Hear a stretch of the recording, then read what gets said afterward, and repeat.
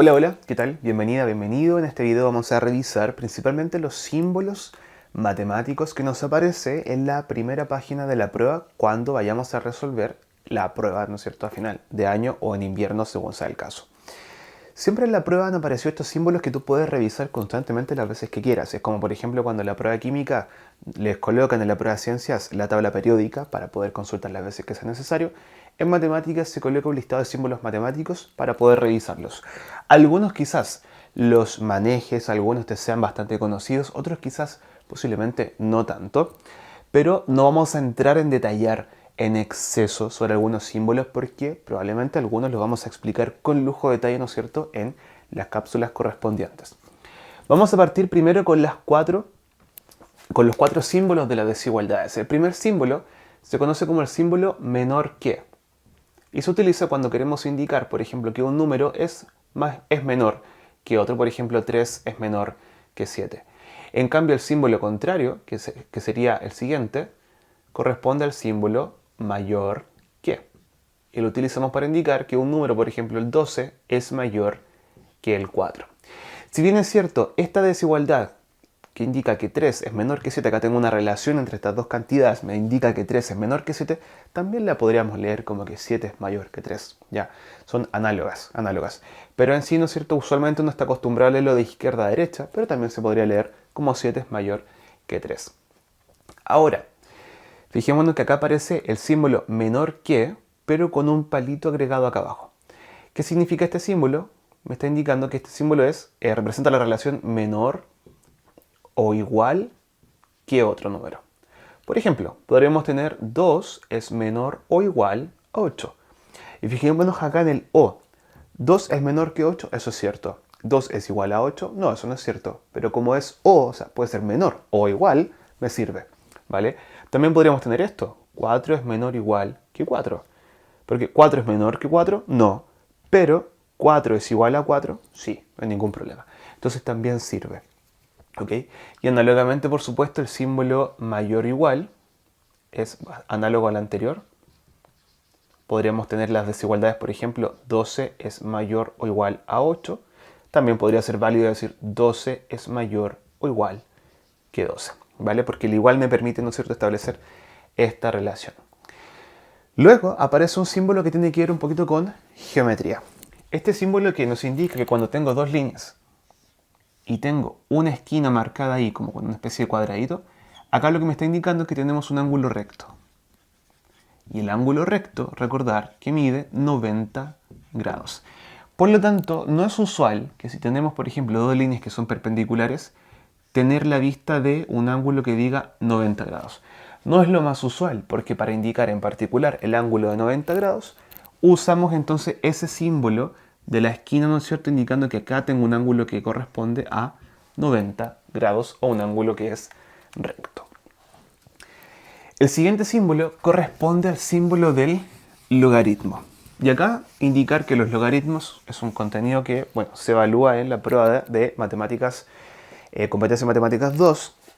En matemáticas 1 no se evalúa, pero recordar entonces que el símbolo del logaritmo corresponde entonces a un logaritmo de base 10. Porque la base 10 o la base o logaritmo es un número que se indica acá abajo. Por ejemplo, si me piden calcular cuál es el logaritmo de 100, lo que estamos calculando es el logaritmo de base 100, de base 10, perdón, de 100. O sea, el hecho de que aparezca log solamente solito me está indicando que corresponde a un logaritmo de base 10. Y después, para aquellos que van a dar la prueba de competencia matemáticas 2, vamos a estudiar qué son los logaritmos, pero los logaritmos, para tener una idea, corresponde al exponente al que debo elevar la base para llegar al argumento. Y en este caso, 10 lo tengo que elevar a 2 para llegar a 100. 10 elevado a 2 entonces me da 100. Por lo tanto, el logaritmo de 100 en base 10 corresponde entonces a 2. El siguiente símbolo corresponde a un círculo con un palito en diagonal y este corresponde al conjunto vacío. Esto usualmente lo estudiamos con bastante frecuencia cuando vemos lo que es la probabilidad, porque ahí se ocupa harto el lenguaje conjuntista. El conjunto vacío es un conjunto que no tiene elementos. Por ejemplo, ¿cuál sería el conjunto de números negativos que obtengo al lanzar un dado común de 6 caras. Creo que el dado común de 6 caras tiene 6 números, del 1 al 6, no hay números negativos. Entonces, ese conjunto de números que yo estaba buscando no tiene elementos, es un conjunto completamente vacío. Usualmente los conjuntos, por ejemplo, los podemos representar así con paréntesis e indicamos sus elementos. Por ejemplo, ahí el conjunto A tiene 4 elementos distintos, pero el conjunto vacío podría representarse como un conjunto sin elementos al interior del paréntesis, pero lo más notorio, ¿no es cierto?, lo más frecuente es representarlo como un círculo, ¿no es cierto?, y un palito que lo atraviese para indicar entonces el conjunto que no tiene elementos. ¿Ya? El siguiente símbolo corresponde al símbolo del aproximado. La aproximación la tenemos que utilizar muchas veces cuando tenemos números decimales que quizás tienen muchas cifras decimales y necesitamos acortarlo un poco, como por ejemplo el número 4,627. 4 enteros y 627 milésimas. Si a mí me pidieran, por ejemplo, hacer una aproximación a la centésima por redondeo, nos damos cuenta que la cifra siguiente corresponde a un 7, que es mayor que 5. Por lo tanto, a la cifra de la centésima tendría que subir a 3. Por lo tanto, este número decimal es aproximadamente igual a 4,63 centésimas. ¿Ok? Es también cuando se ocupa mucho cuando el número pi, que sabemos que es un número decimal con infinitas cifras decimales, que es un número irracional, se aproxima al número 3,14. ¿Ya? Es incorrecto decir que pi es igual a 3,14. Eso no está bien, porque el número pi tiene infinitas cifras decimales que es aproximado a 3,14. ¿Ya? Entonces ese símbolo significa aproximado. Luego aparecen dos símbolos que tienen que ver con la teoría de conjuntos también. Y acá voy a revisar dos inmediatamente. El símbolo U mayúscula representa la unión de conjuntos y la U invertida representa la intersección de conjuntos. Por ejemplo, si yo tuviera el conjunto A formado por los elementos 1, 2, 3 y 4 y el conjunto B formado por los elementos 3, 4, 5, 6 y 7, si yo represento estos dos conjuntos en diagramas de Venn, que esto ya lo vamos a ver cuando veamos las reglas de la probabilidad más adelante, podremos representarlo como conjuntos como redondos, ¿no es cierto? O sea, es un diagrama, ¿no es cierto? Es un círculo. Y si esto representa el conjunto A y el conjunto B, colocaríamos entonces al elemento 1 por acá, al 2 por acá, al 3 y al 4 en A, también están en B. Entonces colocamos 3 y 4 en esta zona de acá al centro y colocamos por acá 5, 6 y 7. Si quisiéramos ver quién va a ser la unión entre el conjunto A y el conjunto B, va a ser el conjunto formado por todos los elementos de A y de B. Es decir, 1, 2, 3, 4 y los de B que serían 5, 6 y 7. Y acá, bueno, ya indicamos el 3 y el 4 de B, ya están adentro de la unión. Y en el fondo la unión es ver todos los elementos que están en ambos conjuntos. Tenemos 1, 2, 3, 4, 5, 6 y 7. ¿Okay? En cambio, si miramos la intersección entre esos conjuntos, nos fijamos en los elementos que están en ambos conjuntos a la vez. En este caso, solamente el 3 y el 4. ¿Ok? Para eso se utilizan esos símbolos de la U, de la unión y de la U invertida que corresponde a la intersección. Y en este caso también hay otro símbolo que corresponde a este, que corresponde al conjunto complemento de A. ¿Qué conjunto sería el complemento de A?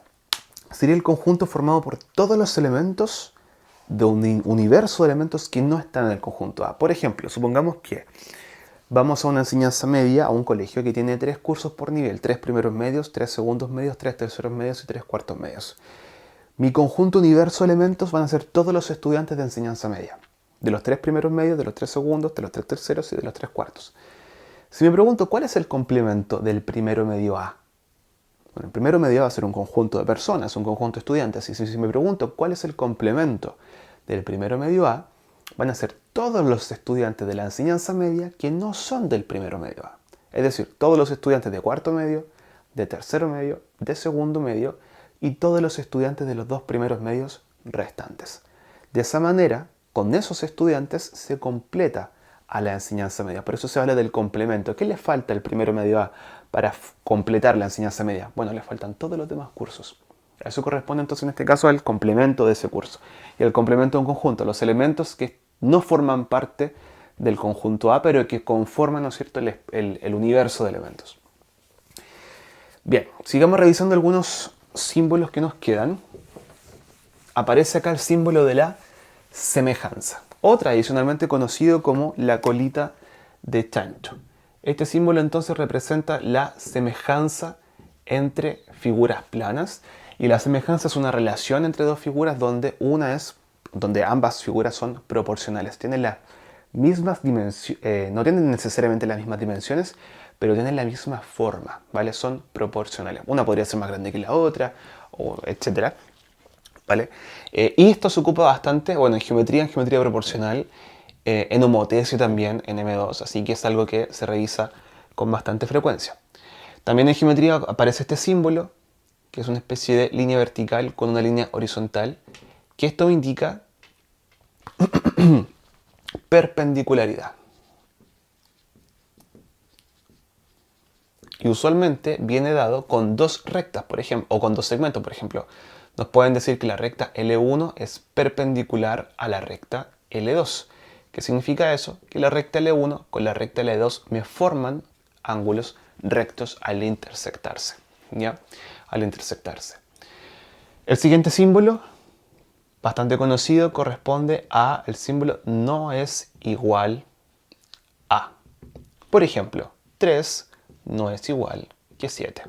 ¿Ok? Es la negación del símbolo igual. Luego aparecen las dos barras, que estas dos barras muchas veces aparecen de manera vertical o aparecen inclinadas. ¿Qué me indica esto? Paralelismo. Por ejemplo, si tengo dos rectas, L1, acá me faltó colocar las flechitas, perdón, que si son rectas tienen que tener flechitas en ambos extremos. Y acá tengo otra recta, que son paralelas, indicamos que la recta L1 es paralela con la recta L2. Es decir, al prolongarlas no tienen punto de intersección. ¿Ok?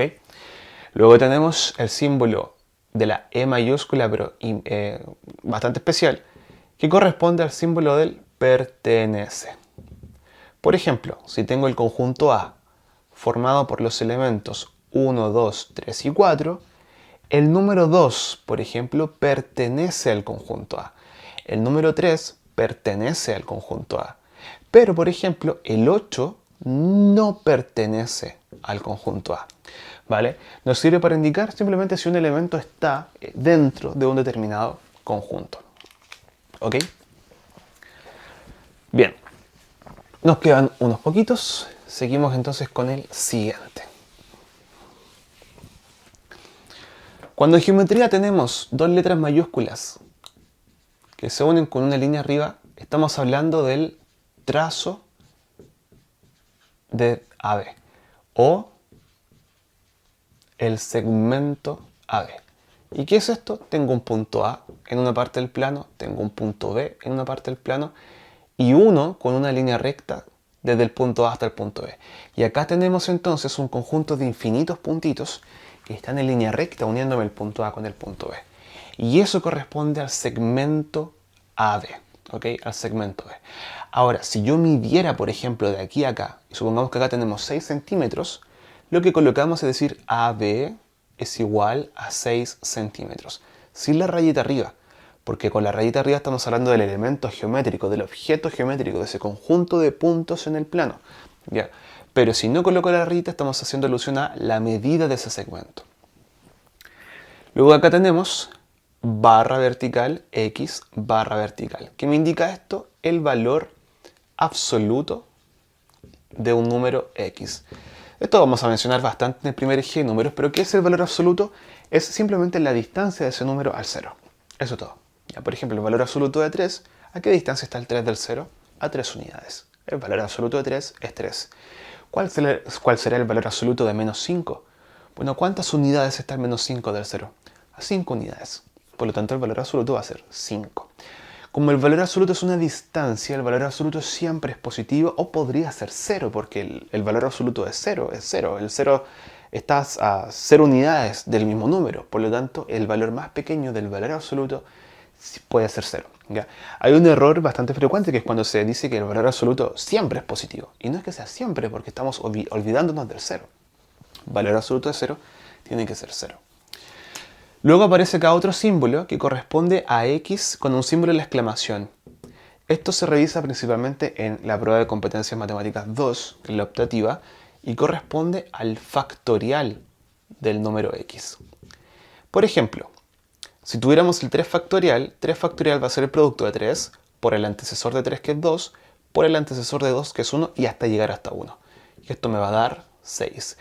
4 factorial va a ser igual a 4 por su antecesor que es 3, por el antecesor de 3 que es 2, por el antecesor de 2 que es 1 y hasta ahí llegamos. Y esto me va a dar 24, etcétera, etcétera, etcétera. Esto se ocupa mucho cuando se analizan permutaciones, combinaciones, variaciones y las técnicas de conteo. Y el último símbolo que lo vamos a trabajar bastante en el subeje de transformaciones isométricas, el símbolo del vector. Esto me sirve, ¿no es cierto?, para denotar, para representar, por ejemplo, acá puedo tener el vector A, y el vector A es un objeto geométrico que tiene un origen, que tiene un extremo, ¿no es cierto?, que tiene una cierta magnitud, un cierto tamaño, y me permite, por ejemplo, realizar traslaciones en el plano cartesiano para poder mover figuras, etcétera, etcétera, etcétera. Así que vamos a revisar ahí varios videos cómo operar vectores en el plano, cómo sumar, cómo ponderar vectores, porque eso se ha preguntado bastante. Así que habiendo revisado estos símbolos matemáticos que nos entregan la prueba al comienzo, estamos listos entonces para empezar a abordar el primer eje de la prueba de competencias matemáticas 1, que corresponde a el eje de números. Y vamos a partir revisando los números enteros y luego los números racionales. Así que los espero en los siguientes videos, que estén súper bien. Nos vemos. Chao, chao.